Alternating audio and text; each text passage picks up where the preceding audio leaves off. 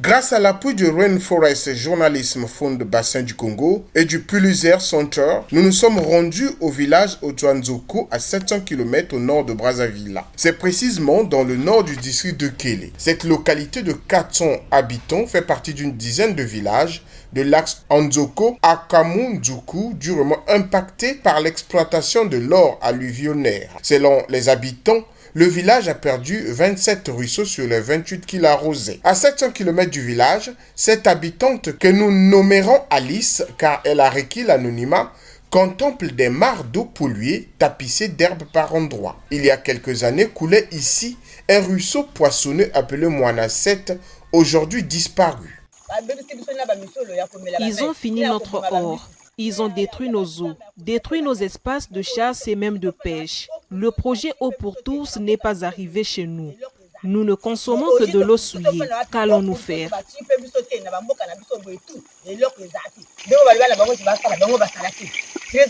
Regardez vous-même ces eaux. La société n'a pas refermé les trous. Ils n'ont pas reboisé. Ils ont bluffé Madame la ministre, lui faisant croire qu'ils avaient restauré nos eaux alors que c'est faux. Aujourd'hui encore, nous demandons à Agir de venir réhabiliter les sites qu'il a exploités, de venir restaurer nos forêts. Farel, un jeune orpailleur du village Otuanzoko, comme Alice, dénonce les mauvaises pratiques d'exploitation semi-industrielle de l'or qui ont plongé les populations dans la précarité. 1 ou 2 ans, 3 ans, il n'y aurait plus des herbes que vous voyez là par ici. Il ne va rester rien que les étangs que vous voyez. Regardez la qualité de... Là, si je vous dis bien, ça c'est la principale. Là où il y a le ruisseau, soit disant le ruisseau qui fonctionne. Vous voyez comment il est. Vous voyez sa couleur. Le ruisseau, l'eau ne coule plus. L'eau ne coule plus. Tout est bloqué. Même la qualité de la couleur d'eau, vraiment, ça devient difficile. Tout ce que vous voyez, c'est ce que les Chinois ont fait. Ils n'ont pas pu refermer le trou. Plus loin dans la forêt, un couple de villageois rentre d'une partie de pêche visiblement découragé. Dans sa gibecière, 4 ou 5 frétins et un petit crabe. Avant, on pouvait remplir 2 ou 3 seaux de poissons à l'issue d'une partie de pêche à la corbeille. Ce n'est plus possible actuellement. Après le passage des Chinois, le poisson a disparu ici. Depuis ce matin, nous avons pu trouver 2 petits étangs que nous avons vidés. Mais il n'y a pas de poisson. Nous rentrons bredouilles.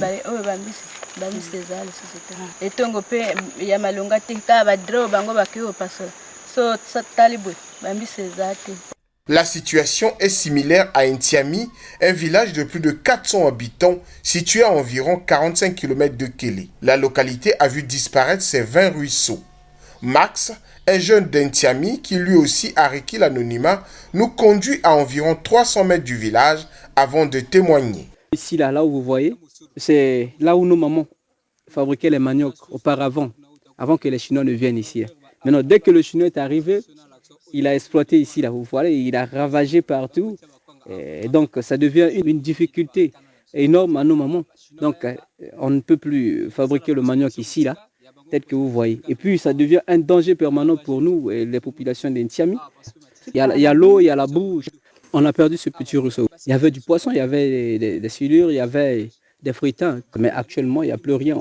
Ces communautés vivent de la chasse, la pêche, la cueillette et de l'agriculture. L'extraction de l'or était leur principale source de revenus. Selon les défenseurs des intérêts des orpailleurs artisanaux, plus de 1000 orpailleurs ont perdu leur gagne-pain. Clément Mbélé, le président de l'association Protège-moi Environnement, APME en sigle, basé à Evo, chef-lieu du département, sillonne souvent ses forêts dans le cadre de ses activités. Il affirme que l'exploitant n'a jamais restauré les sites détruits. Donc si vous voyez cette clairière, c'est parce qu'on a dévasté, on a détruit toute la forêt qui était aux alentours, au bord du ruisseau pour chercher le butin. Donc, et maintenant, après avoir fait cela, ils ont laissé, ils n'ont pas reboisé, ils ont laissé, et voilà, vous avez vu, voilà même la qualité d'eau que les gens viennent. Vous avez vu même un savon là, ils sont venus se laver, hein. Et ça, c'est pas hygiénique ça. Ce que vous pouvez vous égayer, c'est les palétuviers qui repoussent. Mais vous voyez que les palétuviers se sont arrêtés. Ils ne progressent plus là. Ça veut dire que l'herbe restera là pendant longtemps avant que la forêt ne l'envahisse. J'ai vu des jeunes azobés là qui sont en train de repousser dans la forêt, dans la voie qu'on venait. Même les jeunes palétuviers qui sont là, on pouvait les planter là. Hein, et puis ça repoussait, ça redonnait une couche au-dessus de ces herbes qui vont disparaître parce que ça servira de fumier pour ces arbres. Et l'eau sera peut-être protégée parce que les arbres pompent de l'eau, hein, ils absorbent, et les pluies, quand tu le verses, ils ont absorbé déjà l'eau qui est mauvaise, et la nouvelle eau arrive, et ça va comme filtrer, hein, l'eau qui va se purifier et les gens pourront consommer. Depuis la levée de la mise en demeure, Agile Congo, à l'abri de tout contrôle, a repris ses activités dans un nouveau site sécurisé par des gendarmes à 100 km environ de Kélé en allant vers Mbomo. Le directeur général Serge Pungi était injoignable. L'un des responsables a confié sous anonymat qu'Agile n'a exploité que 12 sites et la moitié de ces sites ont été réhabilités. Les 24 autres, dit-il, reviennent aux sous-traitants. Ces affirmations semblent en contradiction avec la réglementation congolaise relative à l'exploitation minière. En effet, la loi numéro 4 du 11 avril 2005 portant code minier prévoit que le titulaire du titre minier est le garant de la réhabilitation des sites miniers.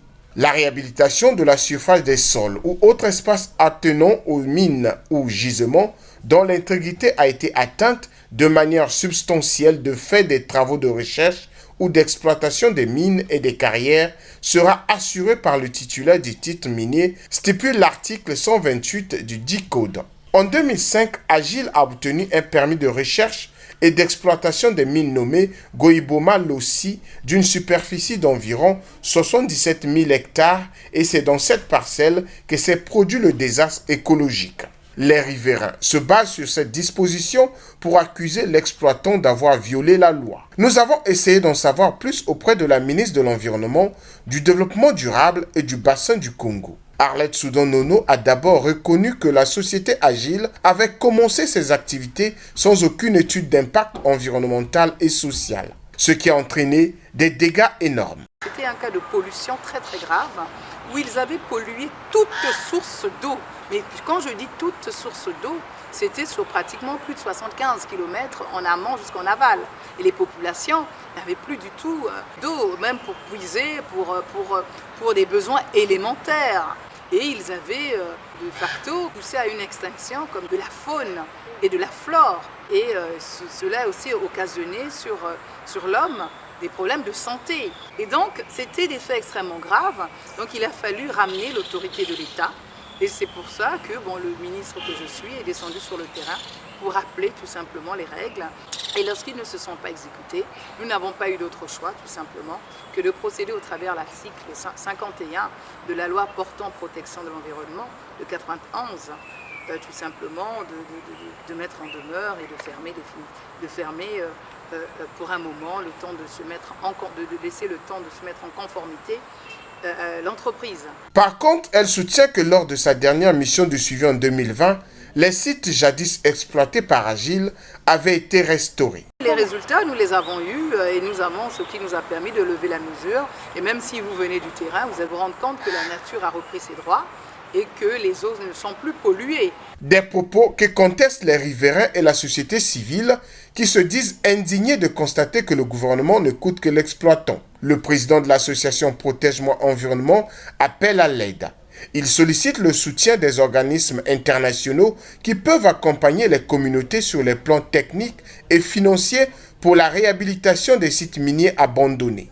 D'après l'environnementaliste, ces appuis pourraient aider dans l'élaboration des pépinières et le reboisement des arbres abattus, ainsi que dans la mise en place des alternatives comme la pisciculture, l'apiculture et l'élevage en vue de lutter contre la faim. L'unité forestière d'aménagement UFA en sigle, Kelembomo, subit d'autres pressions dues à l'exploitation du bois notamment par la société Congo Deja Wood Industry et à l'agriculture.